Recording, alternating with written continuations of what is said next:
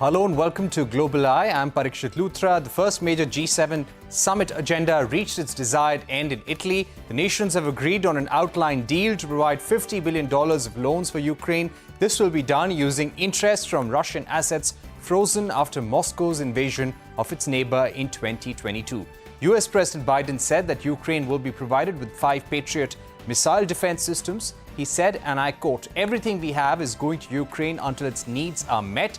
End of quote. The leaders also shared a light moment as they attended a skydiving demonstration program in a golf course. The Gaza conflict, artificial intelligence, Africa are some of the other important items on the agenda. Prime Minister Narendra Modi has also arrived in Italy. He's scheduled to hold crucial bilateral meetings with G7 leaders over the next few days. It is expected that the Indian delegation will bring up key issues faced by the Global South. This is Modi's first foreign trip since he took charge as India's Prime Minister for the third time. Let me now go across to former Foreign Secretary Kanwal Sibal. We are also joined by Strategic Affairs expert Brahma Chellaney and Ambassador Rakesh Sood, former Ambassador to France. Thank you very much, gentlemen, for joining us on the program. Ambassador Sibal, if I can begin with you, what do you think is the importance for India when it comes to the G7 summit? This is also the Prime Minister's first overseas visit. What is the development agenda that we would like to take back or probably have a victory for during the summit? Well, a couple of things. The first time we were invited to a G7 meeting was by France when I was ambassador here many years ago. And since then, our Prime Minister has been attending these G7 meetings. So it's nothing new. We are experienced in this regard. Our leadership is experienced. We know what their agenda is. Now, of course, with the war in Ukraine and the war in Gaza, it's very difficult for the G7 to have a positive, forward-looking, constructive, peace-loving agenda, frankly. Because whatever they are doing in Ukraine especially is having great repercussions on the global financial system. This decision to confiscate or to freeze $350 billion of Russian central bank assets, which are largely in Belgium, and use the interest on these $5 billion a year to pay off the loan, loan payment by Ukraine for $50 billion aid to them is outrightly against international law. In fact, the president of the Central Bank of European Central Bank, Christine Lagarde, has said this is illegal. And President Putin has said that this action will not go unpunished. In fact, this is going to impose a very big blow to the sanctity of the global financial system and will have long-term repercussions. So G7 is actually in a warmongering mode, is not in a peace-mongering mode at all. And Prime Minister Modi will certainly pursue the agenda that he pursued at the G20 to sensitize them on the problems that the global South is facing, and which are not going to be resolved or addressed if this is the path down which the G7 want to go. The G7 actually lost its usefulness and its relevance to a great degree after the financial crisis of 2008. And that's how the G20 was raised to the summit level. But now if G7 continues down this path and takes more and more actions which are at variance with international law and do not actually have a perspective of peace in Ukraine, as well as in Gaza, I'm afraid the task of our Prime Minister in Italy is going to be very difficult to persuade them to change their course. It's going to be tough. Right. Yes, especially when they want to penalize Russia, they want to punish Russia and hold them accountable. Brahma Chellaney, if I can get you in at this stage, the Prime Minister had a meeting with Ukrainian President Zelensky as well. Do you think that in the third term, Prime Minister's stand on Russia-Ukraine war is going to change or will be one of continuity and status quo? Why would it change? India has been pursuing an independent approach to international affairs. Ukraine war is just one example of India's independence and neutrality. Why would it change? Because that would militate against Indian interests. Even if there had been another party in office in New Delhi, India's stance on the Ukraine war would not have been different. The fact is that the G7 member states' share of the global GDP has been on the decline. As their economic strength declines, their global influence diminishes, and the relevance of the G7 itself is being questioned in the West. And to make matters worse, the G7 leaders, other than Italy's Meloni, face winning support at home. Sunak is likely to be gone in 3 weeks once British elections are over. Macron's future will be decided on June 30th. Trudeau, after 8 years in power, has become increasingly controversial and based in autumn, and Biden stays at possible defeat in November. The only leaders of the G7 summit that are strong at home are Meloni and Modi in a way.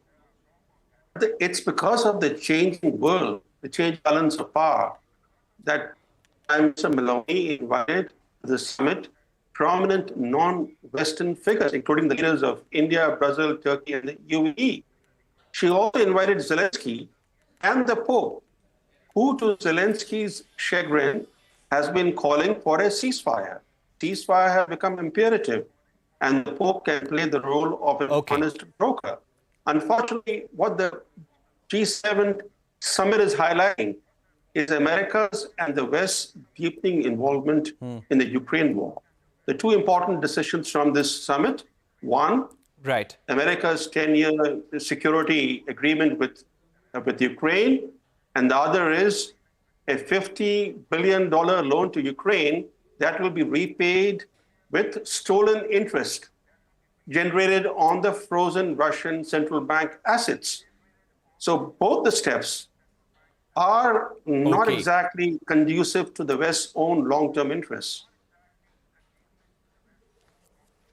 Right. Mr. Chellaney, I think we're having some issue with your line as well. Your video had frozen for a second on the program. I'll request you to log off and log in. Let me now also go across to Ambassador Rakesh Sood at this point. Ambassador Sood, now, keeping in mind the development agenda that Prime Minister Modi has in his third term, what would we like to take away, or what is the message that we would like to deliver at the G7?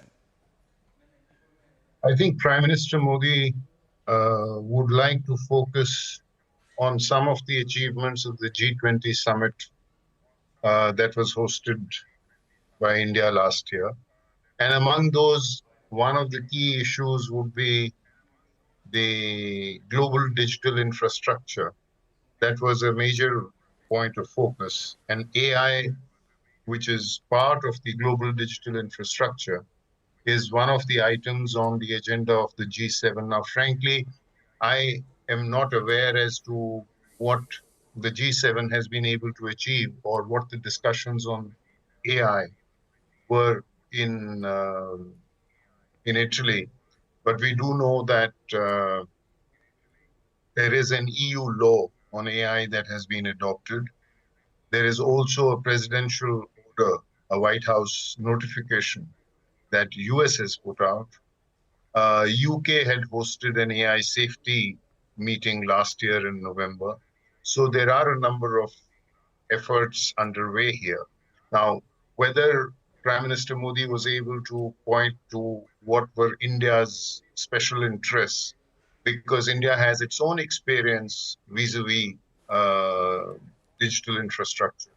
And we have done certain things which we have demonstrated are scalable for a population of 1.4 billion.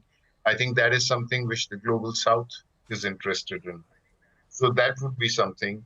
Other than that, I think I would tend to agree with both Ambassador Sibal as well as Brahma in terms of the fact that on Ukraine or on Gaza, there would be very little that we would be able to contribute in terms of peace building or peacemaking. As we know, this meeting, the G7 meeting, is going to be followed by a meeting in Switzerland called a peace conference. This is supposed to be on Ukraine. President Zelensky will be there. But Russia has not been invited. So this is like, being asked to conduct a marriage with one partner absent. I don't know how it can even be called a peace conference in that sense. So that's where I would think is... Right. Okay, let me go across to Ambassador Sibal once again. Ambassador Sibal, now again coming to the meeting with Ukraine. When it comes to the upcoming peace summit, yes, Ukraine wants the Prime Minister to join. We are still deciding our level of representation for this meeting. What do you think President Zelensky would be expecting from India in terms of the role that India should play behind the scenes? Look, this is a bit ridiculous. India at the Prime Minister level should not attend the peace summit. Look, of the 5 BRIC members, original members, 4 are not going. Okay, China and Russia, one can expect, but Russia has not been invited and China has said no, but Brazil and South Africa are also not going. And India should not break ranks with the BRICS so easily. However, we've always said that we want a way out of this conflict through dialogue and diplomacy. So even if an effort is being made which is manifestly deficient, but which has as its objective some kind of peace, India should not turn its back on it entirely. And therefore, as we have done in the past, we have participated in the 4 earlier meetings, we should do it at a senior bureaucratic level, at which we should state our position very clearly that you can't have a peace unless Russia is part of the initial discussions. You can't dictate to Russia the decisions that might be taken or the line or the approach that might be agreed in terms of future peace at this summit without Russia. So it's a non-starter, and we should not sully our own position by the Prime Minister going there at all, or the Foreign Minister going. As I said, it should be at a senior bureaucratic level, and that should be enough, because we have also to see what our equities are with the West, with the United States. Now, Jake Sullivan is a very prime move of this whole affair, and I believe he's visiting India or will visit India shortly. And we have a lot of equities, as I said, with the United States. Therefore, we can't entirely rebuff the United States. So this will be a neat way out. It will essentially be a listening participation by us. We will see what the others are saying, and we should stick to our position of neutrality, of finding a balance, of advocating genuine peace and a genuine dialogue, and underline that without Russia's presence and active participation right from the start, there cannot be any serious move towards peace. Okay, Brahma Chellaney, coming to you on the China question, I think one thing which is occupying a lot of mind space of the G7, apart from the war in the Middle East and the war in Ukraine, is China's trade and economic policy. The large-scale subsidies that China is giving, which is overcrowding and oversupplying global markets with cheap electronic goods, electric cars, electric two-wheelers that they are worried about. Also, China's large impact on global supply chains. What do you think will be G7's message vis-a-vis China? The problem for the G7 member states is that because of their growing involvement in the Ukraine war, their space to deal with China is getting constricted. Their policy toward China is so constrained that if you look at Biden's approach, he has imposed no sanctions on any Chinese entity for doing business with sanctioned Russian entities. That underscores the fact that US can ill afford to antagonize China at this juncture, because if China and Russia were to formalize a military alliance, that would be America's worst geopolitical nightmare come true.